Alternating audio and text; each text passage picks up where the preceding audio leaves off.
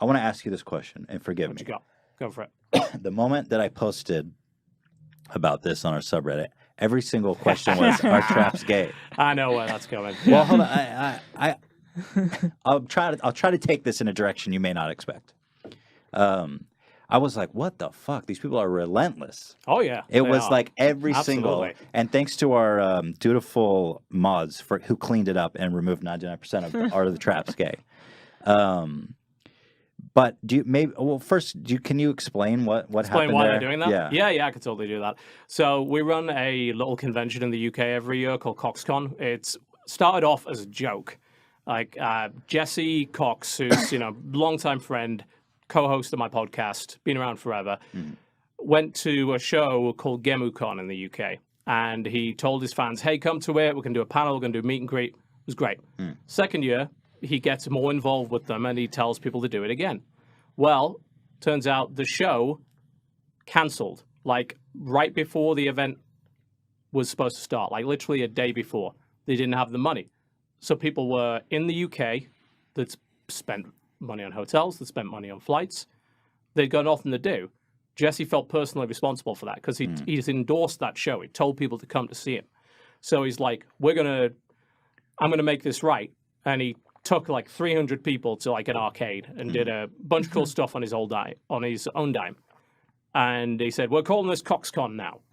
And that joke became an actual show. And he's like, "Well, I don't get over to UK very often. I really want an opportunity to connect with our UK audience and give them a place where they can meet us and actually spend some real time with us on a pretty small scale, nothing huge." So we made a convention as like, I think first year was 1,000 tickets, and then we expanded it to 1,500, and that's where we kept it. We could go much bigger than that, but we didn't do it, and we sell out every year.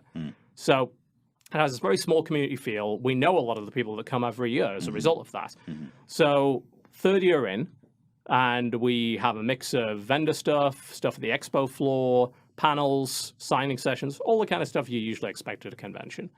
And Jesse opens the show. Everything's going just fine. There's like pretty much 1,200 people in the auditorium, I think. And he does his little Q&A segment. And some guy stands up and he goes just kind of out of nowhere, "Jesse, so are traps gay?" Right. Jesse has no idea what he's talking about. I saw the video. He just looked confused. Yeah. He didn't look angry or he was just like, He "What?" had no idea what this person was talking about. He's like, "What?" And there's like a little bit of nervous laughter around. Like we'd hot mic that audience. You watch some of the other stuff, the audience is loud. Like you'd be able to tell if they were happy. It was a lot of like cringy kind of, what? Kind of laughter going on. And he asks it again. And Jesse sort of palms it off because he's like, he can see people kind of getting visibly uncomfortable. And he just like takes it off on a tangent, and that's that. Okay. And our staff notices we have quite a few transgender guests that come, like they've been coming since year one. Regular people. They just come to the convention to have a couple of days of no bullshit. To have a nice friendly time with a group of people that hopefully are all very supportive and generally nice people, right? That's that's your convention. That's the environment we want. It's our convention. That's what we wanted to do. That's why it's a small private event. It's like we're not running PAX here. We're not running RTX. We're not running 20, 30,000 people. Just 1,500. And the staff see there's a lot of noticeably uncomfortable faces. Like there's a girl who's really upset. She's crying. Sucks. And the staff makes the decision, like, what we're going to do about this. Like, we don't know why this guy said this. Is he here to troll the event? Like, is he here just to mess it up for people? Is he here to actually upset people? Or is he just like a giant cringe lord? Like, my interpretation is that he probably harmlessly was just trying to make a joke that just didn't go over well, right? Yeah, you see, we thought that until, and this is obviously something we didn't make public, what we'd heard about, one of the staff had actually overheard this guy at a bar the night before, because there's a few bars around the hotels that are near the convention center, one's literally in the convention center, and people hang around there the night before and drink a lot. And apparently heard him talking to his friends about his plan to sort of say this. And this had come up later. I'm like, well, we don't know for sure. He may have just said that while he was drunk. We don't know. One way or the other, we have some people who are uncomfortable at the show. Then they don't feel comfortable being here. we need to do something about it. We need to do something about it quick. And we need to do something about it in a way that everybody knows. So the best way we thought to do that was, well, the staff made the decision to get rid of him. And like, well, I can put it out on my Twitter because I know everybody at this show probably follows my Twitter. Sure. It's got the biggest reach out of all of the guests there. Yeah.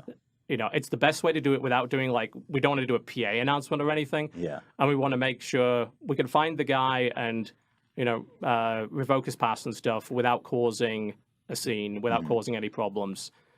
And that's what we did. I announced it. Well, I saw your tweet, and I guess a lot of people were saying that you started a witch hunt for this guy. Yeah, that's nonsense. I mean, basically what we asked for, because we didn't have a camera on the guy, so we didn't know what he looked like. Yeah. So what we did was we put out a tweet saying, "Hey, does anybody know who this person is?" Because what we wanted to do was to make sure the staff could go find him, and explain to him why we were removing him, and then remove him from the building. Right. Like we never released his name because, of course, we would never do that. Yeah.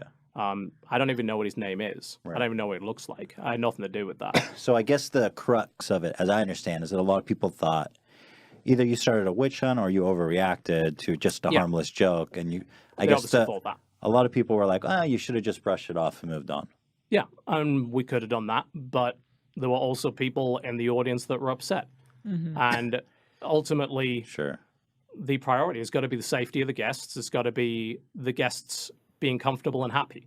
We just wanted this small community convention where everybody felt safe. So I found this comment by someone who I guess was offended by the way you reacted to that. Okay. And I thought, like, it seems sincere. So I thought it'd be interesting to read this to you and get your reaction to it, because it seems like some people who were your fans for whatever reason were offended. So I thought maybe it'd be interesting to try to like find a middle ground here between you and these people who are actually upset by this. So here, I'm going to read this comment. Longtime fan of Total Biscuits up until the meltdown over the meme question at CoxCon. Why did he take the joke so seriously? It would have gone so much better for him if he just laughed it off and then made a seemingly unrelated comment about it later, assuming he felt that someone may have seen it as transphobic. Clearly, a huge amount of his fan base, as well as casual observers, think that was poorly handled at best. So just to reiterate, why get so up in arms over a joke? And then he says, anyway, no hostility meant, and he is a fan of yours. Yeah. Okay. Well, I mean, I guess I'd ask him the same question. Why get so up in arms over what we did? Right. Ultimately, it seems like none of the people who were actually at the show were upset about how we handled it. Right. Like, I know for a fact that people came to me and said that they were not upset, quite the opposite, that they were happy that it had been handled that way.